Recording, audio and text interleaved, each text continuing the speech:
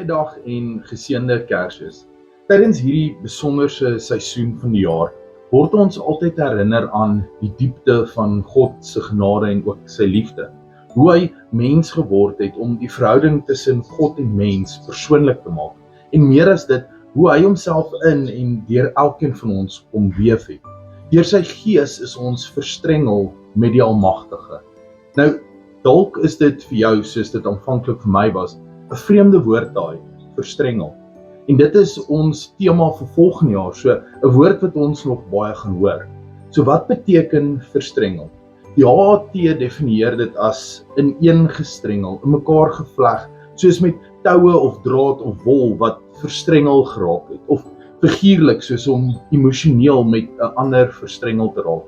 Soos wat fantasie en waarheid met mekaar verstrengel word in 'n roman. Die woord verstrengel dra so baie betekenis. Dit beteken om in mekaar gevleg, saamgebind en diep verweef te wees, om so saamgeweef te word dat dit amper een word. Soos drade wat in mekaar gevleg word en 'n sterk kabel vorm, so is ons lewens verstrengel met die liefde en die teenwoordigheid van God. En Paulus het iets hiervan verstaan. Hy skryf dat niks ons ooit daarvan af kan skei nie. Romeine 8 vanaf vers 38 sê vir ons: hiervan is ek oortuig dat geen dood of lewe of engele of magte of teenwoordige of toekomstige dinge of kragte of hoogtes of dieptes of enigiets anders in die skepping kan ons van die liefde van God skei nie, die liefde wat daar is in Christus Jesus ons Here. Hoe mooi is dit om te weet dat ons vasgeweef is in hom en niks kan ons ooit van hom af losmaak nie. Kolossense 3 vanaf vers 2 sê, julle lewe is saam met Christus verborge in God, verstrengel. Romeine 6 vers 8 sê, ons het saam met Christus gesterwe, daarom glo ons dat ons ook saam met hom sal lewe. Johannes 14 vanaf vers 20 sê, daardie dag sal julle weet dat ek in my Vader is en julle in my en ek in julle. Matteus 25 vers 40 sê, dit verseker ek julle, vir sover julle dit aan een van die geringstes van hierdie broers van my gedoen het julle dit aan my gedoen. Verstrengel. Ons is diep verweef met die Almagtige God, wat op 'n komplekse en 'n misterieuse manier deur Jesus Christus en die Heilige Gees met ons verstrengel is. Niks sal ons ooit van dit af kan skei nie, en met die Kerstyd vier ons hoe God dit hier by ons kom bewerkstellig het. Verstrengel. Dit is ons woord vir die seisoen en ook vir die nuwe jaar wat op ons wag. Wat dink jy van die woord, Thomas? Dankie, Paul. Ja, die woord verstrengel vir my het eintlik 'n negatiewe konnotasie. Die afgelope tydjie toe ons nou die kersboom uitgepak het en alles reg gekry het, het ek ongelooflik gesukkel om al die kersliggies uitmekaar uit te ontknoop. Hulle het so met mekaar verstrengel geraak dat dit onmoontlik was. Op 'n stadium het van die drade afgebreek, ek het dit weer probeer heg, maar ek kon net nie daardie ontknoping doen nie. Op die ou end moes ek nuwe liggies gaan koop het. Olivia het eintlik gespot en gesê, die stoute elfies het eintlik tou getrek met hierdie kersliggies. En so is my klein seentjie ook as hy gaan visvang, raak sy vislyn verstrengel in 'n kraaines. En ons kry dit nie af nie, en dan moet ons uit nie, en dan moet ons dit partykeer afknip. Klein Olivia, sy hare raak partykeer so verstrengel, gekoek, dat 'n mens dit nie kan ontknoop nie, en dan partykeer breek dit af. So baie keer het ons 'n negatiewe idee van die woord verstrengel, wat waar is. Maar God het die wêreld so lief gehad, dat hy bereid was om sy seun te gee om verstrengel te raak met die wêreld. Om iets te beleef, verstrengel te raak met ons hartseer, met ons pyn, met die gebrokenheid van hierdie aarde om mens te word.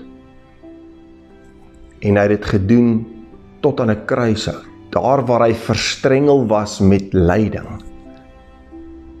Dank Vader, God was bereid om vrywilliglik met ons verstrengel te raak. Immanuel, God met ons. Omdat God met ons wêreld en ons mense verstrengel geraak het ons ook die moontlikheid om deur hierdie verstrengeling iets te beleef van sy liefde, van sy genade. mag jy in hierdie Kers gety. Wanneer jy een of ander tyd sukkel met 'n verstrengeling van kersliggies of linte of iets onthou van die positiewe, van 'n almagtige God, wat afstand gedoen het van sy mag, en met ons wêreld en ons mense verstrengel geraak het, sodat ons iets van sy genade en liefde kan ervaar. Ek wil amper sê dankie, dat ek en jy as gelowiges verstrengelinge kan wees met die drie enige God. Wat dink jy, Steve? Wat beleef jy rondom die term verstrengel? So ons hemelse Vader het besluit om in sy Seun Jesus Christus onlosmaaklik met my en jou verbind te kom word, verstrengel te kom word.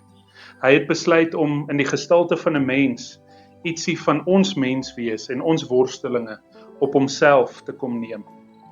En uiteindelik dink ek probeer hierdie Kersverhaal ook vir ons te vertel dat omdat ons Here besluit het om onlosmaaklik aan ons te verbind, om verstrengel te word met ons, is ek en jy as sy volgelinge ook onlosmaaklik verbind en verstrengel aan mekaar. Paulus herinner ons eintlik aan hierdie gedagte in 1 Korintiërs 12. Hy doen baie moeite om te vertel dat elkeen van ons 'n genadegawe ontvang het, soos die Gees dit aan elkeen van ons gegee het. En daarom is ons uniek. Maar ons moet vir geen oomblik in die struik trap om te dink dat ons so uniek is, dat ons net op onsself aangewese is, dat ons eintlik 'n groot klomp eilande los van mekaar is nie. Uiteindelik is ek en jy so onlosmaaklik verbind en verstrengel aan mekaar, dat Paulus die beeld gebruik van 'n liggaam, die liggaam van Christus. Hy sê ja, elkeen van ons is ledemate daarvan, ons het elkeen ons eie gawes ontvang, ons talente, elkeen van ons het ons unieke agtergronde, wat ons gemaak het en gevorm met wie ons vandag is, maar ons is deel van een liggaam. En ek en jy kan nie uit ons eie uitkies om deel van hierdie liggaam te wees, of nie deel te wees nie.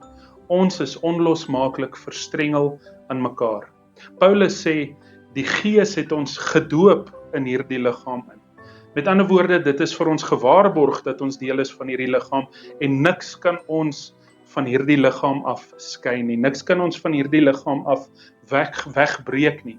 Ek en jy kan ook nie kies om van hierdie liggaam af weg te stap nie. Ons is onlosmaaklik verstrengel, verbind aan mekaar.